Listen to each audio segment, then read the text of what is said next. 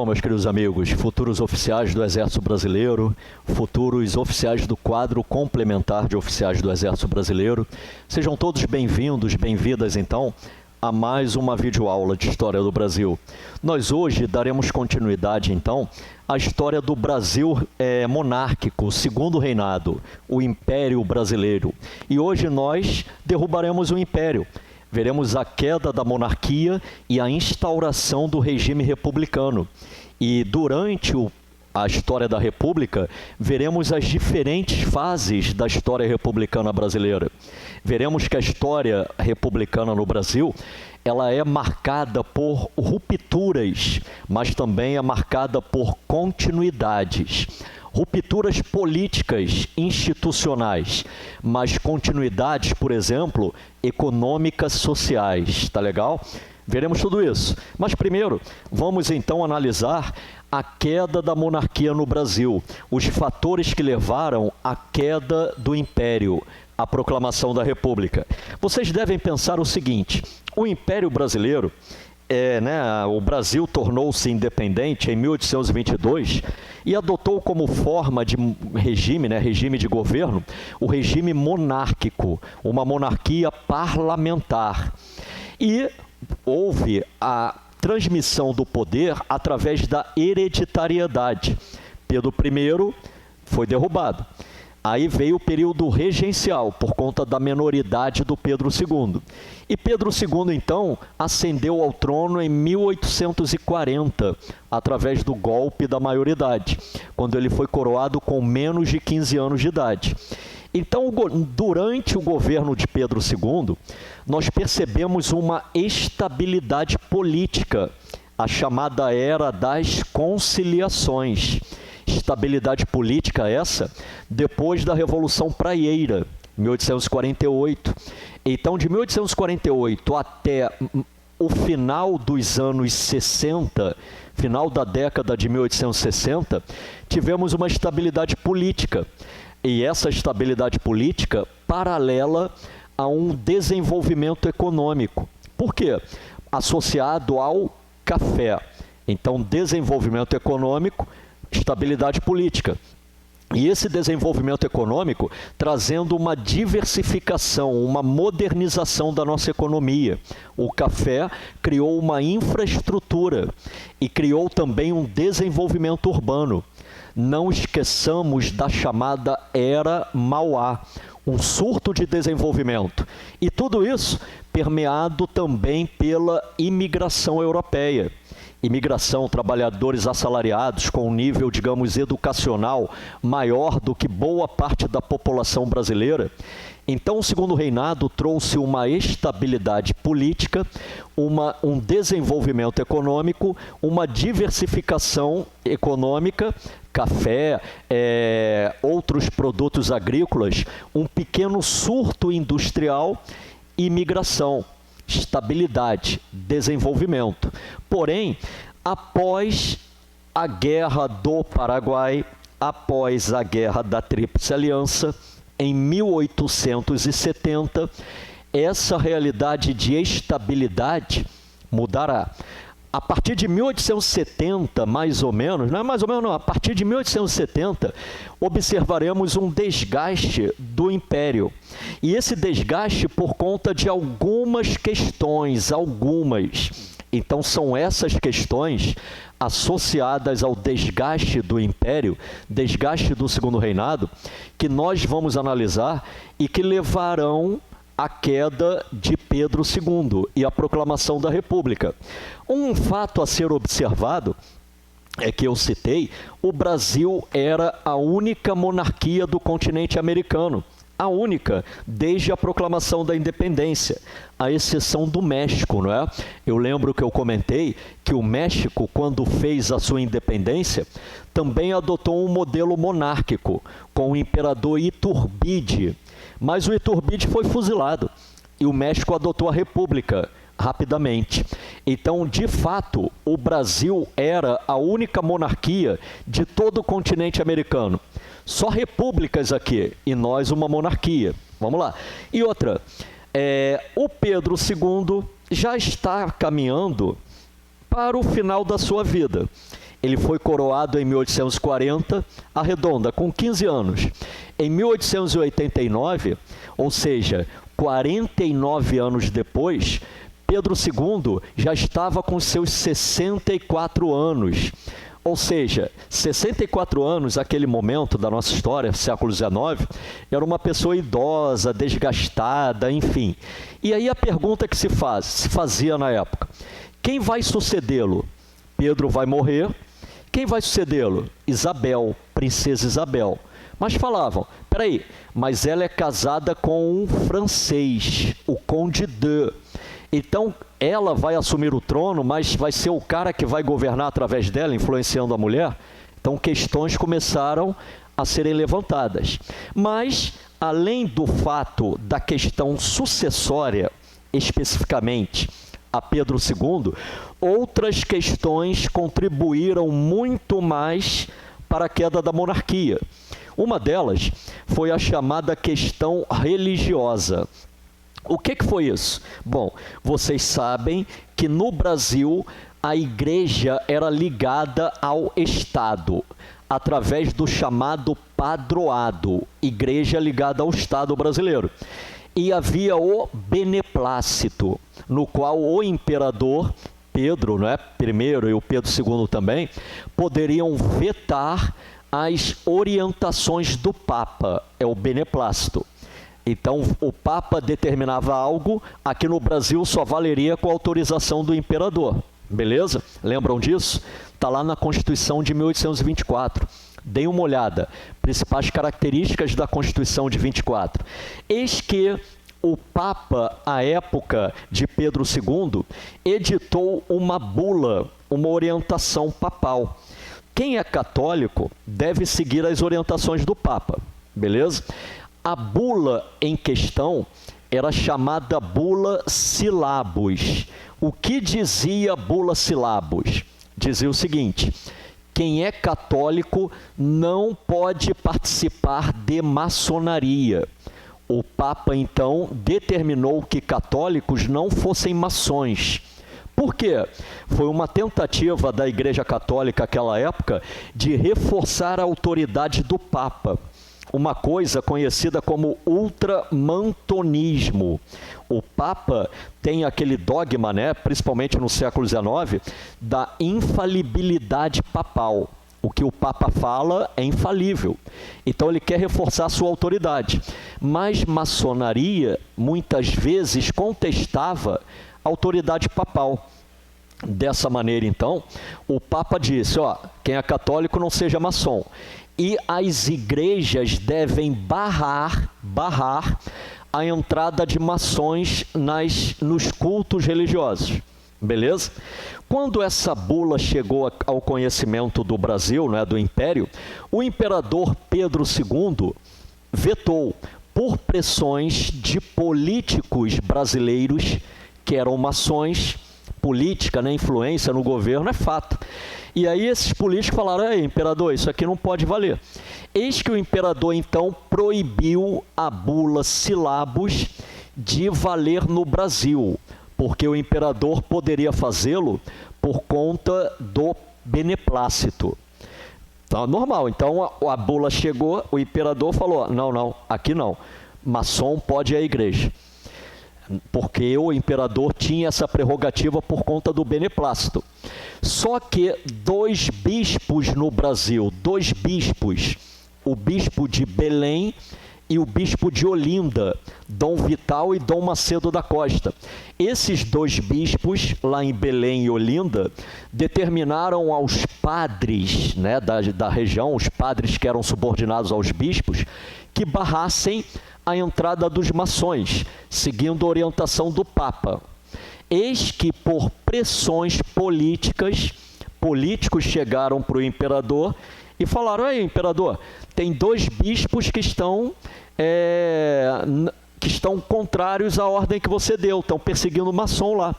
E o imperador, então, autorizou a prisão desses 2 bispos, Dom Vital e Dom Macedo da Costa.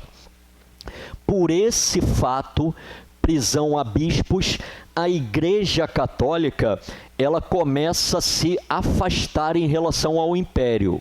Beleza? Porque a Igreja Católica é uma instituição, como a maioria das instituições, sejamos sinceros, a maioria das instituições, elas têm um viés corporativista. O que é o corporativismo? É quando a instituição protege os seus membros, beleza?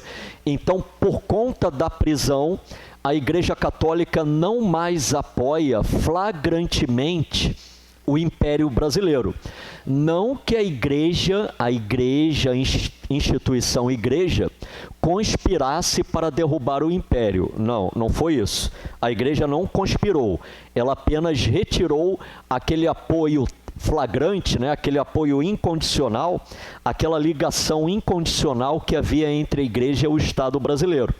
Então, o Estado imperial perde um dos seus pontos de apoio, que é a Igreja Católica, por conta da questão religiosa, beleza? Agora, outra questão que vai se avolumar após a Guerra da Tríplice Aliança, essa aí vai crescer e não vai ter jeito, foi a chamada questão republicana. Por quê? Vamos lá. Por conta do poder moderador, o Império Brasileiro ele era mais unitarista. Então, a questão republicana ela vai defender o ideal federalista, autonomia para as províncias, que hoje são chamadas de estados. O que aconteceu? Senhores, no final da Guerra da Tríplice Aliança, fase final da guerra, os senhores estudaram que o Caxias, ele assumiu o comando das tropas em luta no Paraguai. Beleza? Só que o Caxias, ele era ligado ao Partido Conservador. E quem governava o gabinete imperial, o gabinete dos ministros, eram os liberais. Então, Caxias estava tendo dificuldades na frente de batalha por conta de políticos liberais aqui no governo. Política. Então, o gabinete liberal estava, digamos assim, prejudicando as ações militares de Caxias. Caxias reclamou com o imperador. Falou, olha só, eu tenho que ter recursos, eu tenho que ter apoio para vencer a guerra. O que o imperador fez? O imperador tirou os liberais e colocou um gabinete ministerial conservador para dar suporte a Caxias. Por essa ação do imperador, os liberais ficaram descontentes. Então, nesse momento, aquela era das conciliações, que é a alternância entre liberais e conservadores no poder, ela foi rompida. E os liberais, então, começam a articular um movimento republicano para derrubar o império e proclamar a república, baseado no sentimento federalista. Então, liberais começam a se tornar republicanos, desejando o federalismo, mas essa cisão ficou flagrante por conta da nomeação de um gabinete conservador para dar suporte ao Caxias na frente de batalha. É a política.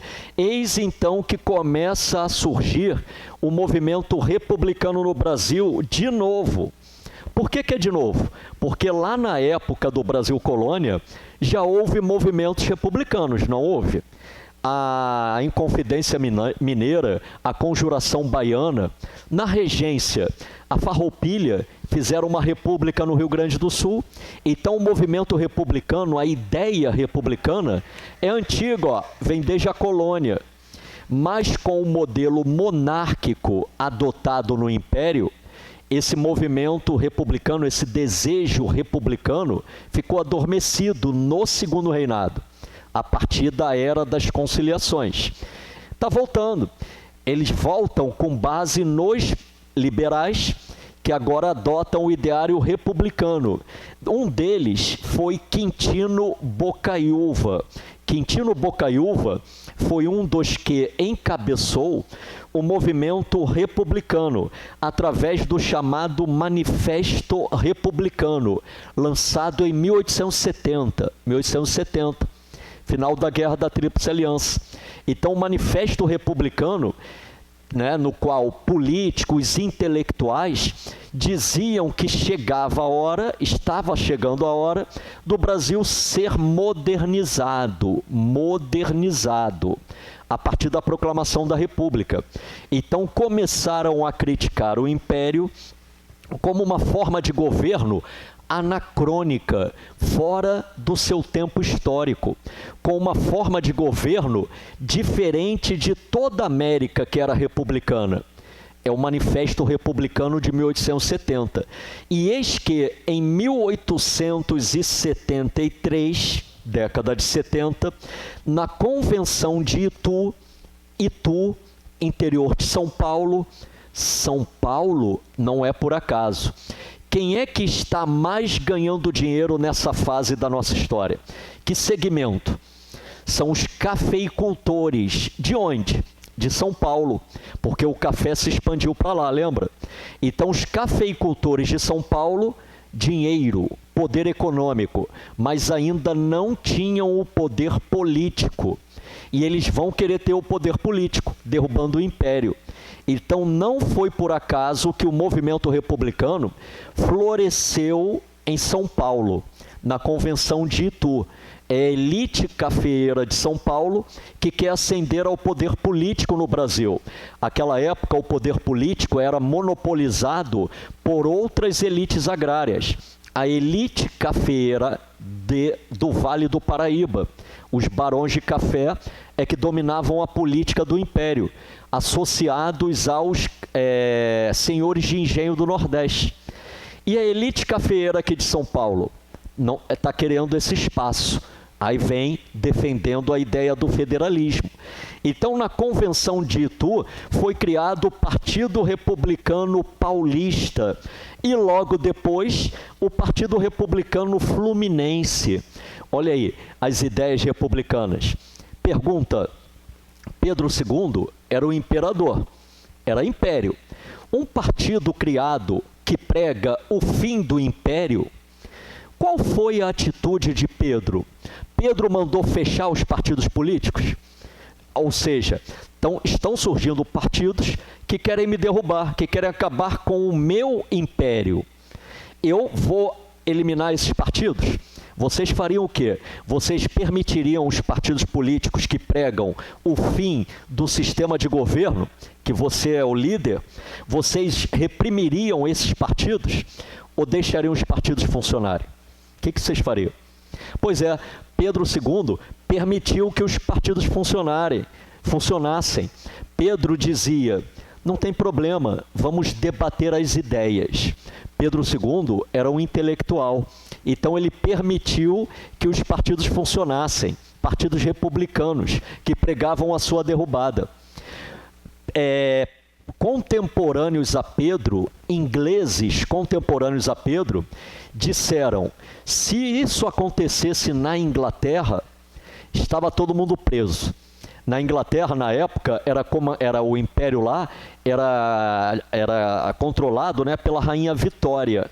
Então, se surgisse um partido republicano na Inglaterra, estava todo mundo preso por crime de traição contra sua majestade, na Inglaterra. E aqui, Pedro II deixou que os partidos funcionassem, olha.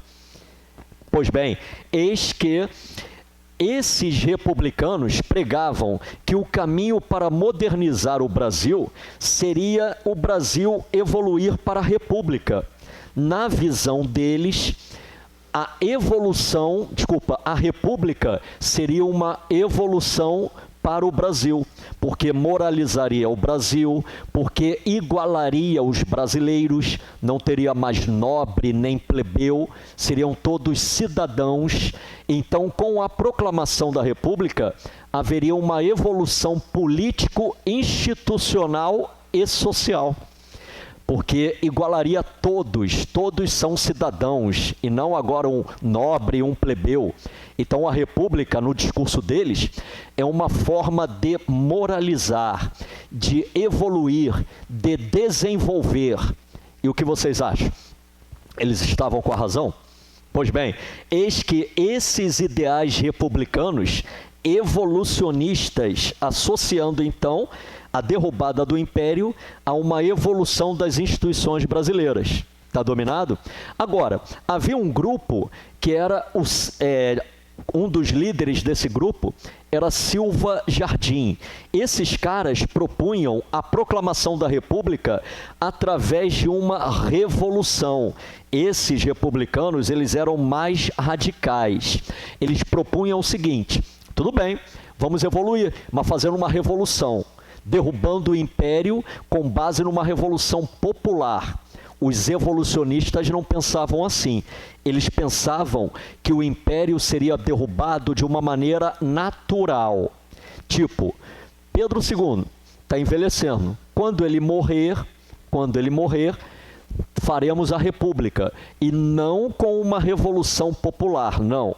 Esse de revolução popular, quem defendia essa tese era a corrente do Silva Jardim. Fazer uma revolução, mudar tudo de maneira abrupta, né? De maneira assim intempestiva, através de uma revolução feita pelas camadas populares.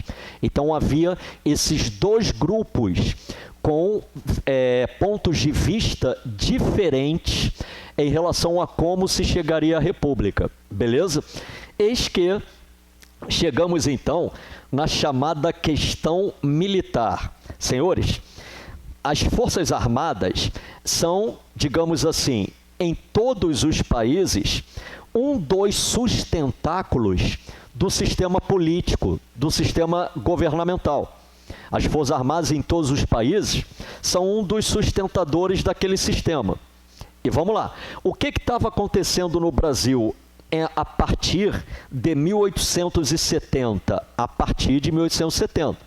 O que acontece é que quando acabou a Guerra da Tríplice Aliança, quando acabou a Guerra do Paraguai, o exército brasileiro, ele tem uma outra perspectiva. Antes da guerra, o exército brasileiro era um exército fraco, pouco numeroso, um exército relegado a funções, digamos, inclusive de capturar escravos que fugiam. Aí veio a Guerra da Tríplice Aliança. O exército se tornou um exército mais numeroso. O exército se profissionalizou. E o exército passou a adotar uma postura abolicionista. O exército, depois da Guerra da Tríplice Aliança, não mais irá aceitar missões tipo caçar escravo fugido. Não. Porque muitos dos combatentes no Paraguai eram negros. Então o exército não tinha uma coerência você ter negro na tua tropa e você sair para capturar negro. Pô. O exército é abolicionista depois da Guerra da Tríplice Aliança. E o exército ciente da sua importância, profissionalizado. Eis que depois da Guerra do Paraguai, começam a acontecer atritos entre militares e os políticos do Império. Os políticos do Império eram, assim, chamados de maneira pejorativa de casacas. Os militares falavam, esse cara é casaca. Por quê? Porque ele muda de opinião com a mesma facilidade que ele muda a sua casaca, que ele muda de roupa. Então o militar falava assim, nós militares não, nós temos duas peles, a nossa pele e a farda, que é a nossa segunda pele. Nós não mudamos de roupa, nós só temos uma roupa, que é o nosso uniforme. Logo, aquilo que falamos, aquilo que acertamos, é aquilo que acontecerá. Nós não mudamos de opinião igual o político. Aí o político, uma hora ele fala uma coisa, outra hora ele fala outra. Os militares da época, então, batendo de frente com os políticos do Império, chamados casacas, beleza? Por quê? Por que esse atrito? Porque a Guarda Nacional, criada na época da regência, eram forças paramilitares, controladas pelos fazendeiros, controladas pelos políticos. Então a Guarda Nacional rivalizava com o Exército. Então eram atritos entre políticos, que tinham na mão deles a Guarda Nacional, e o Exército Brasileiro. Eis que os políticos quiseram, depois da Guerra do Paraguai, fazer com que o Exército tomasse a sua posição anterior à guerra. Um exército desmobilizado, um exército fraco, um exército com pouca participação política, ou nenhuma. E o exército não vai mais querer isso, vai querer ser agente político, beleza? Eis então que algumas medidas tomadas pelos políticos do Império, pelos casacas, vão desagradar o exército. Uma delas foi a mudança no Montepio militar. O que é o Montepio? Na época chamava Montepio. Hoje é aposentadoria. É aquilo que a pessoa ganha quando vai se aposentar, né? A pensão. Hoje os militares chamam, né, a reserva, a remuneração da reserva. Na época era o Montepio. O que aconteceu foi o seguinte: políticos do Império queriam aumentar o desconto do Montepio militar. Então imagina eu, militar, aí o político lá vai querer criar uma lei aumentando o desconto sobre aquilo que eu pago, o Montepio. E outra, tirar também aquilo, né, diminuir aquilo que viúvas ganhavam pelo Montepio militar. Então imagina eu, fui combater na guerra da Tríplice Aliança, morri. A minha viúva vai ganhar o Montepio. Os políticos quiseram diminuir os benefícios pagos a viúvas, percebe? Então aumentaram o desconto e mexer no Montepio. Eis que um tenente-coronel do Exército Brasileiro, naquele momento, o coronel Sena Madureira, ele vai protestar. Sena Madureira vai falar assim: não vai mexer em Montepio, isso é um absurdo. Ele protesta na imprensa. Eis então que os políticos pressionam que o coronel Sena Madureira seja punido. E assim foi feito. Sena Madureira foi punido por se manifestar na imprensa contra a mudança no Montepio. Beleza? Eis que passou um tempo, aí os militares foram proibidos de se manifestarem na imprensa, né? O militar até hoje não pode se manifestar formalmente, fardar, não pode falar na imprensa, enfim. Passou um tempo, eis que o mesmo tenente-coronel Sena Madureira, ele condecorou um jangadeiro cearense abolicionista. Como assim? Vamos lá. Nós analisamos as leis abolicionistas, lembram na última aula? Algumas províncias do Império, elas adotaram o fim da escravidão na província, antes do Império abolir a escravidão como um todo. Então, por exemplo, Ceará, Amazonas foi outro, a província do Amazonas. O Ceará aboliu a escravidão no seu território, então decretou lá que não tinha mais escravo no Ceará. A realidade, diga-se de passagem, é que a presença negra, mão de obra negra no Ceará, era reduzida, mas aboliu a escravidão. Então, negro no Ceará não era mais escravo. O que começou a acontecer?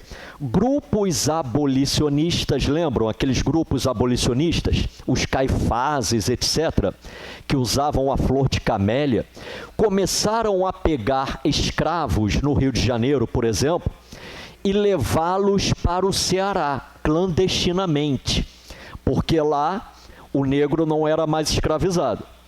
Então, o que o coronel Sena Madureira fez? Chamou um desses jangadeiros que transportava escravos clandestinamente para o Ceará, para conseguirem a liberdade lá. Sena Madureira convocou o cara e deu uma medalha, ó, e ainda saiu na imprensa. Por causa disso, foi exigido que o Sena Madureira fosse punido de novo, por essa manifestação. E, de novo, o coronel Sena Madureira foi punido e transferido para o Rio Grande do Sul. Mandaram o cara para o Rio Grande do Sul. Beleza? O tempo passou. Um outro coronel do Exército, o coronel Cunha Matos. O coronel Cunha Matos, em inspeção aos quartéis no Piauí, ele foi lá fazer uma inspeção no Piauí e o coronel Cunha Matos plotou, identificou desvio de verbas feita por políticos em associação com alguns militares. Então, desvio de verba feita lá naquela época, estavam desviando verba. O Cunha Matos denunciou. E o que acontece é que os políticos manobraram para que os envolvidos nesse esquema não fossem punidos e a punição recaísse sobre o coronel Cunha Matos. Então, o coronel que plotou o esquema de corrupção lá no Piauí, ele denunciou e ele foi punido por conta de pressões políticas dos casacas. Eis que o tenente-coronel Sena Madureira, de novo, lá no Rio Grande do Sul, falou. Isso aí todo mundo do Exército soube, o Exército inteiro soube da punição em cima do Cunha Matos. E aí o Sena Madureira falou de novo, aí ó, punindo o coronel, absurdo, protestou. Eis que o ministro da guerra, exigiu que o Sena Madureira fosse punido de novo. Ministro da guerra, político, casaca, exigiu a punição lá do Sena Madureira por ter falado mal de uma decisão que puniu o coronel Cunha Matos. Então o ministro da guerra deu ordem. Olha aí, pune o Sena Madureira. Só que o comandante das armas no Rio Grande do Sul era o Marechal Deodoro da Fonseca. E quando o ministro da guerra deu ordem para o Deodoro, o oficial mais antigo, né, punir o coronel Sena Madureira, Deodoro olhou para o ministro da guerra e falou, não vão punir o tenente-coronel. O que está acontecendo nesse momento? O ministro da guerra dá ordem para o oficial mais antigo punir um outro oficial. Esse oficial mais antigo se nega. É a quebra da hierarquia. E aí o Marechal Deodoro, herói da guerra da Tríplice Aliança, Deodoro da Fonseca lutou na guerra da Tríplice Aliança. Aliás, Deodoro, ele e os seus irmãos foram combater na guerra da Tríplice Aliança. Ele, Deodoro e seus irmãos lutaram contra o Paraguai. E, se eu não me engano, 3 irmãos do Deodoro morreram na guerra. 3 irmãos morreram. A mãe de Deodoro da Fonseca, ela perdeu 3 filhos na guerra. Deodoro foi sobrevivente, herói de guerra. O Marechal Deodoro, ele fala, não vou punir o Sena Madureira. E aí? Olha a agitação nos quartéis. Agitação nos quartéis, batendo de frente contra o governo, contra os políticos. Eis que o ministro da guerra chama Deodoro da Fonseca para vir aqui no Rio de Janeiro se explicar. E aí Deodoro da Fonseca vem no Rio de Janeiro. Quando Deodoro chega no Rio de Janeiro, os cadetes da Academia Militar, que ficava na Praia Vermelha, a oficialidade do Exército Brasileiro, recebe Deodoro em aplausos. Deodoro chegando, os cadetes batem palma para Deodoro, a oficialidade recebe Deodoro. Olha o exército se manifestando. Eis que o ministro da guerra manda Deodoro da Fonseca para o Mato Grosso, para patrulhar a região fronteiriça com a Paraguai e a Bolívia, lá no Mato Grosso. E o Deodoro vai para o Mato Grosso. Só que ele chega lá, monta o esquema de proteção nas fronteiras e volta para o Rio de Janeiro. Deodoro da Fonseca. E no Rio de Janeiro, todo mundo batendo pau. Deodoro, os militares, percebe? Eis que os militares, então, têm principalmente os jovens militares, jovens oficiais, e os cadetes da Academia Militar, na Praia Vermelha, naquela época, estão, digamos, imbuídos, embasados do ideal positivista. O que é isso? Filosofia. No século XIX, surgiram na Europa várias correntes filosóficas, várias. A maioria delas evolucionistas. Uma dessas correntes filosóficas europeias foi o positivismo, idealizado por Auguste Comte. Auguste Comte,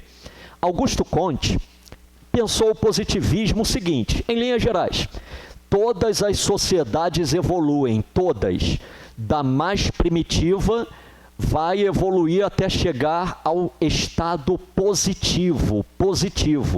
Segundo Comte, o estado positivo é o estado racional, da razão pura. Então há uma evolução. E para chegar a essa evolução, precisamos de ordem. A ordem por princípio, o progresso como fim e o amor como meio. Ordem, amor e progresso, amor, solidariedade, enfim, filosofia. Então, ordem para chegar ao progresso. E as sociedades, elas todas evoluem. Isso era ensinado na Academia Militar pelo Tenente-Coronel Benjamin Constant. Tenente-Coronel Benjamin Constant era professor na Academia Militar. Ele dava aula de matemática e filosofia. Então, os militares recém-formados da Academia Militar, eles estavam formados com o ideal positivista, evolucionista, que dizia que o império era uma forma arcaica de governo. Escravismo é arcaico. Então, os jovens militares da academia, recém-saídos, positivistas, com o ideal de transformar o Brasil, fazer o Brasil progredir, fazer o Brasil evoluir. Esses jovens militares, então, ficaram conhecidos como militares cientistas. Cientistas, por quê? Tinham essa base filosófica, evolucionista positivista. Já o Marechal Deodoro e a maioria do alto oficialato, oficiais generais e marechais, a maioria deles não era cientista, militar cientista, positivista. Eles eram militares tarimbeiros. O que é um militar tarimbeiro, naquele sentido? É o cara que foi para a guerra, que galgou postos acima na linha de combate, por heroísmo. Então, o Deodoro é o cara que foi formado na guerra, pô. Agora, o outro militar da academia, naquele momento, não foi nunca para uma guerra. Então, é o cientista. Dentro do exército, os tarimbeiros, esses oficiais mais antigos que estiveram na guerra, olhavam para os outros oficiais e falavam: esse cara é cientista, porra. Ele nunca soube o que é uma frente de batalha. Já o cientista olhava para o tarimbeiro e falava: pô, esse cara aí é muito antigo, ele é arcaico, ele é tarimbeiro, ele não entende que a gente tem que modernizar. Então, dentro do exército, duas correntes de oficiais, tarimbeiro e cientistas. O que unia essas duas correntes era o descontentamento com quem? Com o governo, com os políticos. Os tarimbeiros, a maioria dos tarimbeiros apoiava o imperador. A maioria dos tarimbeiros era favorável ao império, mas era contra os políticos. Já a maioria dos militares cientistas era contra o político e contra o império, queria derrubar o império e proclamar a república. O que unia os dois, então, tarimbeiro e o cientista? O descontentamento contra os casacas. Quando Deodoro chegou no Rio de Janeiro, os cientistas militares bateram palmas assim, os positivistas. Deodoro é o cara. Deodoro está batendo de frente com o governo. Por que os militares cientistas viam em Deodoro o cara? Porque ele se recusou a punir o coronel Sena Madureira, bateu de frente com os políticos. Percebe o clima? Percebe a atmosfera nesse momento? Enfim, e aí, meus queridos, chegamos à questão abolicionista. É verdade. Nós vimos que as leis abolicionistas, elas seguraram ao máximo o fim da escravidão, não foi? Porém, o processo abolicionista era inexorável, era impossível contê-lo. Mais cedo ou mais tarde, a escravidão iria acabar. E o fato da escravidão ser extinta, sem indenizar os escravistas, tirou do império, do imperador, um dos seus últimos sustentáculos, que eram os políticos que tinham escravos, que eram a aristocracia agrária cafeeira do Vale do Paraíba, aqueles fazendeiros do Vale do Paraíba, né, os barões do café que tinham escravos, e alguns senhores de engenho do Nordeste, mas majoritariamente os políticos do Vale do Paraíba. Quando houve a assinatura da Lei Áurea sem indenizar esses escravistas, o que esses escravistas, que eram políticos, eles estavam aqui na corte, fizeram em relação ao Império? Não mais os apoiam. Imagina, você é um político aqui, sei lá, da cidade de Vassouras, você é o barão de Vassouras, você tem, estou chutando, 320 escravos, cada escravo vale 10 mil reais, então você tinha uma fortuna. Agora, acabou a escravidão, você perdeu os seus 320 escravos e perdeu o dinheiro que eles valiam, não foi indenizado. Então, com a assinatura da Lei Áurea, os políticos escravistas que apoiavam o Império tiraram seu apoio. O Império está flutuando, ó, sem base de sustentação, não tem base de sustentação. A Igreja não mais apoiava flagrantemente. O ideal republicano está permeando agora a sociedade. Os militares estão batendo de frente com o governo, com os políticos, mas há dentro dos militares aqueles que querem derrubar o Império. E os escravistas, políticos escravistas, tiraram sua sustentação, que davam ao Império. Está flutuando. O que falta agora? O que falta, meus queridos amigos, é canalizar essa insatisfação militar ao desejo republicano. E aí, a insatisfação militar foi canalizada para a proclamação da República. Falei ainda há pouco que as Forças Armadas são um dos sustentáculos de qualquer sistema governamental. Os militares estavam descontentes com o governo. E havia aqueles que queriam modernizar o Brasil acreditando na proclamação da República. Os intelectuais, os políticos, os abolicionistas manipularam então a insatisfação militar para que os militares aderissem ao movimento republicano. Isso foi feito em novembro de 1889, novembro. Lembremos que o Marechal Deodoro da Fonseca, voluntariamente ou involuntariamente, se tornou vetor de união, de coesão entre os militares.